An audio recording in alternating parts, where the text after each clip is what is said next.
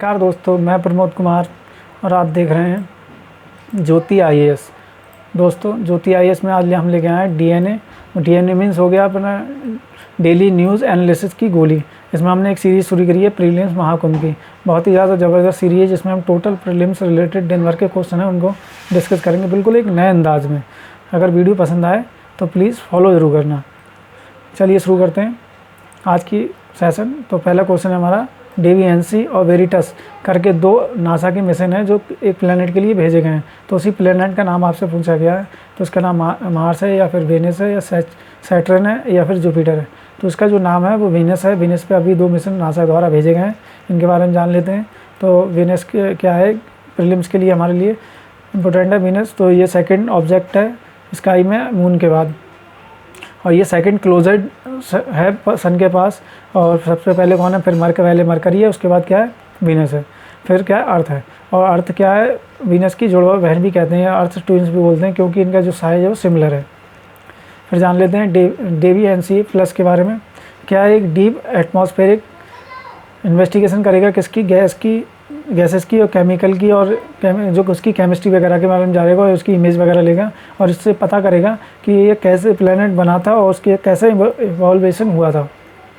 फिर वेरिटस के बारे में जान लेते हैं। ये क्या करेगा, जियोलॉजी का हिस्ट्री बताएगा और समझेगा कि इसके क्या कारण है, ये पृथ्वी से अलग है। इसके बारे में कौन जानेगा, वेरिटस। दोनों को याद रखना क्योंकि प्रीलिम्स के लिए दोनों ही इंपॉर्टेंट है। फिर है टडोबा आंध्री टाइगर रिजर्व। ये पूछा गया है ये कहाँ पर स्थित है, तो उसके बारे में बताना। ये महाराष्ट्र में या फिर मध्य प्रदेश में या राजस्थान में या उत्तर प्रदेश में।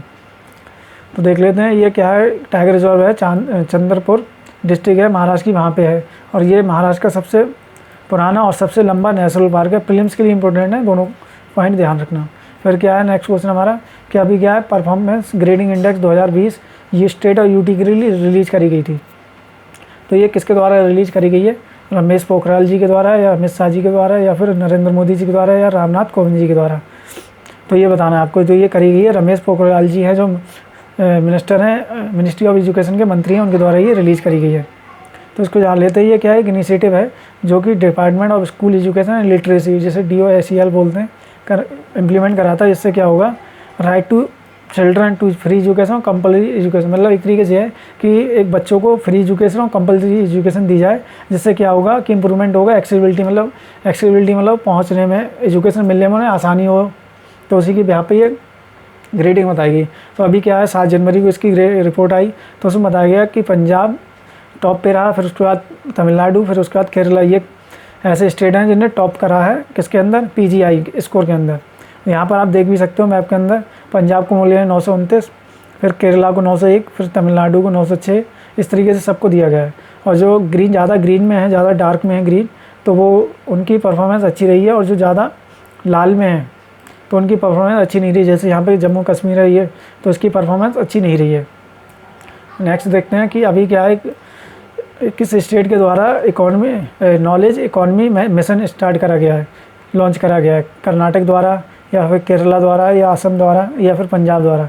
तो अभी दोस्तों ये रिलीज़ करा गया है या लॉन्च करा गया है, वो केरला द्वारा करा गया है नॉलेज इकॉनमी मिशन। तो उसके बारे में देख लेते हैं क्या है प्रीलिम्स के लिए।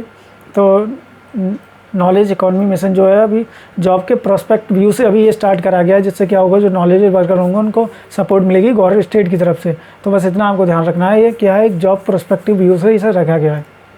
नेक्स्ट क्वेश्चन देखते हैं। अभी क्या है, एक कंट्री की पार्लियामेंट है, उसने आर्टिफिशियल आइलैंड को बनाने के लिए अनुमति दे दी है, अप्रूव कर लिया है। तो USA के द्वारा या फिर रसिया के द्वारा, डेनमार्क के द्वारा या जापान के द्वारा। तो अभी जो रिसेंटली आर्टिफिशियल आइलैंड की अप्रूवल जो मिला है वो डेनमार्क की पार्लियामेंट के द्वारा मिल गया है। नेक्स्ट देखते हैं कि प्राइम मिनिस्टर के द्वारा एक ऑपरेशन ब्लू स्टार का ऑर्डर दिया गया था। तो ये किस सन में दिया गया था, इस बारे में पूछा गया।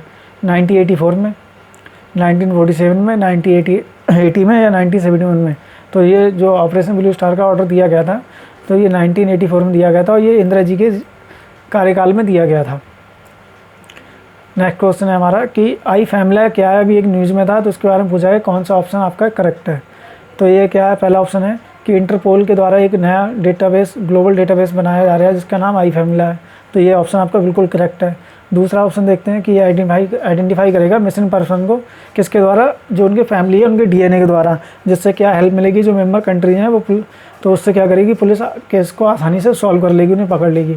तो हमारा ऑप्शन सेकंड भी सही है। तो इसका जो ऑप्शन करेक्ट ऑप्शन हो जाएगा वो थर्ड हो जाएगा। 1 and 2 is the correct answer. Next देखते हैं ऑपरेशन ब्लू स्टार के बारे में है कि कौन सा ऑप्शन सही है। तो ऑपरेशन ब्लू स्टार एक आर्मी का ऑप्शन सॉरी क्या था, एक आर्मी का ऑपरेशन था जो कैरी आउट करा गया था 1984 में, जिसने फ्लश आउट कर दिया था मिलिटेंट जो भी उग्रवादी थे, या मतलब उनको जो गोल्डन टेम्पल था उस पर कब्जा कर लिया था, उसी को फ्लश आउट कर दिया था। तो हमारे ऑप्शन दोनों ही सही है। तो इसका आंसर हो जाएगा both 1 and 2 is the correct answer. Next देखते हैं हमारा क्वेश्चन कि सेज क्या senior care ageing growth engine है जो इनिशिएटिव है। तो इसके बारे में पूछा है कि कौन सा ऑप्शन सही है। ये वन स्टॉप एक्सेस है जो क्या करेगी, बुजुर्ग एल्डर केयर को क्या करेगी, प्रोडक्ट देगी या सर्विस प्रोवाइड करेगी। किसके द्वारा, क्रेडिबल स्टार्टअप्स के द्वारा, जिसमें हमारी जो क्या क्या सर्विस होंगी, जो सर्विस सेक्टर होंगे उसके अंदर क्या होगा, हेल्थ होगी, हाउसिंग होगी, केयर सेंटर हो गए। उसके अलावा ये क्या करेगी, फाइनेंस, फूड और वेल्थ मैनेजमेंट और लीगल गाइडेंस भी देगी इसके साथ साथ। तो इसका जो दोनों ही ऑप्शन हमारे करेक्ट हैं। तो इसका जो करेक्ट आंसर हो जाएगा वो हो जाएगा ऑप्शन थर्ड बोथ एंड 1। फिर है कि world employment and social outlook 2021 report अभी रिलीज़ करी गई है, इसके रेफरेंस में पूछा है कौन सा पॉइंट हमारा सही है। तो ये जो रिपोर्ट पहला ऑप्शन है हमारा, ये जो रिपोर्ट रिलीज़ करी गई वो इंटरनेशनल लेबर ऑर्गेनाइजेशन के द्वारा करी गई, ये बिल्कुल सही है। फिर है कि इसमें बताया गया है कि 108 मिलियन जो वर्कर है उनकी फैमिली क्या होगी, पॉवर्टी लाइन में चलेगा, ये भी सही है। तो हमारा ऑप्शन क्या हो जाएगा, third both 1 and 2 is the correct answer. Next पूछा कि बेलारूस के बारे में बताना है, बेलारूस से रिलेटेड पॉइंट है तो उसमें से बताना है करेक्ट कौन सा है। बेलारूस क्या है, ईस्टर्न यूरोप कंट्री है और ये क्या है, एक लैंड लॉर्ड कंट्री है, बिल्कुल सही बात है। बेलारूस क्या है, बॉर्डर किस किस के साथ लगता है, लिथुआनिया के साथ, लिटविया, रसिया, यूक्रेन, पोलैंड, ये भी बिल्कुल सही बात है। तो हमारा ऑप्शन क्या हो जाएगा, third 1 and 2 is the correct answer. यहाँ पे दोस्तों आप मैप में देख ही सकते हैं, ये है हमारा बेलारूस, इसके साथ ये लिथुआनिया, लिटविया और रसिया, यूक्रेन और ये हो गया पोलैंड। तो 5 कंट्री ऐसी हैं जो इसके साथ बॉर्डर शेयर करती हैं। तो ये प्रीलिम्स के लिए याद रखना कि लैंडलॉक है या नहीं है।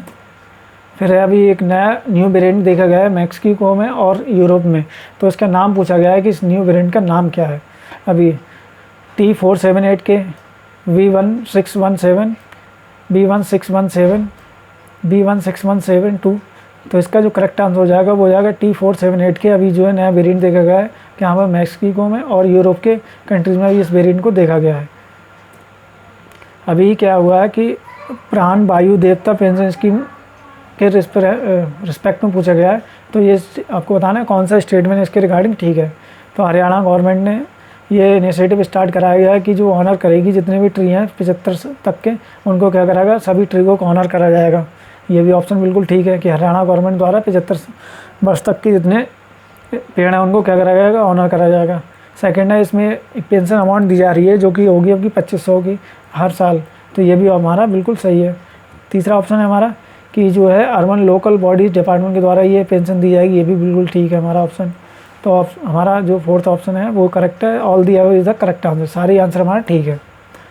फिर हमारा नेक्स्ट क्वेश्चन है कि स्मार्ट किचन प्रोजेक्ट अभी के रिस्पेक्ट में पूछा गया, ये क्या है। पहला ऑप्शन देखते हैं, केरला गवर्नमेंट के द्वारा स्मार्ट किचन प्रोजेक्ट स्टार्ट किया, बिल्कुल सही बात है। इसमें 5 करोड़ का इनिशियल फेज स्कीम दी जा रही है, जिसमें क्या होगा, जो अभी इसमें अमाउंट रखी गई है वो 5 करोड़ रुपए इनिशियल फेज में रखी गई है। तो इसमें जो क्या होगा, इम्प्लीमेंट करी जाएगी किसके द्वारा, केरला स्टेट फाइनेंशियल इंटरप्राइजेस के द्वारा। ठीक है दोस्तों। फिर जो केरला स्टेट फाइनेंशियल इंटरप्राइजेज है वो क्या करेगा, सॉफ्ट लोन देगा वुमेन को, जिससे वो परचेज कर सकेंगे हाउस होल्ड गैजेट्स या इक्विपमेंट। तो ये भी आंसर सही है, दोनों हमारे तीनों ऑप्शन ठीक हैं। तो इसका आंसर हो जाएगा ऑल दी अबव।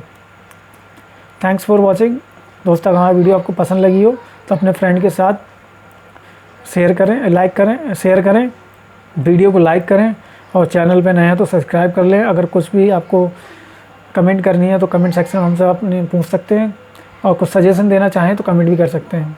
थैंक्स।